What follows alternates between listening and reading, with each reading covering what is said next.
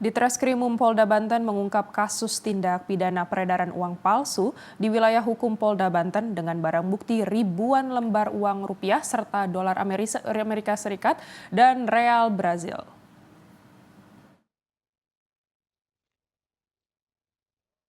Jajaran Direktorat Reserse Kriminal Umum Polda Banten menangkap 14 tersangka yang masuk dalam sindikat pengedar uang palsu yang melakukan aksinya di wilayah hukum Polda Banten. Selain mengamankan alat produksi pencetak uang palsu, polisi juga mengamankan ribuan lembar uang kertas rupiah pecahan Rp150.000 senilai Rp186.550.000. Uang kertas dolar Amerika Serikat pecahan 100 sebanyak 1.034 lembar senilai 1,6 miliar, serta real Brazil pecahan 5.000 sebanyak 200 lembar senilai 2,8 miliar rupiah siap edar.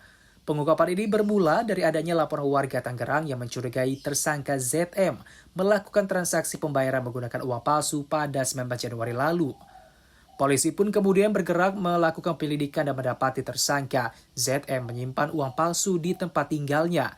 ZM mengaku mendapatkan uang tersebut dari DS dan AS, warga Bandung, Jawa Barat, dengan iming-iming mendapatkan keuntungan 4 kali lipat dari uang yang diedarkannya.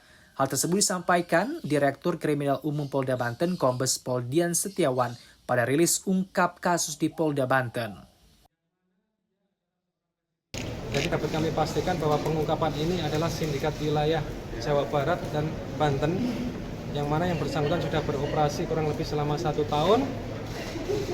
Kita berhasil menangkap mulai dari pengedarnya, kemudian perantaranya yang mencari atau pemasarannya, bahkan kita sampai si pembuatnya langsung. Yang mana si pembuat ini mereka belajar dari temannya yang sekarang sudah menjadi proses hukum di lapas di Jakarta. Uang yang berhasil disita polisi dalam kasus ini dipastikan tidak asli atau palsu setelah melalui pemeriksaan yang dilakukan oleh Bank Indonesia.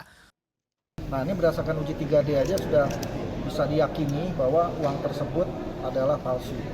Sehingga kami bisa katakan dari sisi kualitas uang palsunya itu relatif rendah ya. Untuk mempertanggungjawabkan perbuatannya, para tersangka kini dijerat pasal 244 KUH Pidana dan atau pasal 245 KUH Pidana dan atau pasal 26 junto pasal 36 Undang-Undang Nomor 7 Tahun 2011 tentang mata uang dengan ancaman hukuman pidana paling lama 15 tahun penjara dan denda paling banyak 50 miliar rupiah.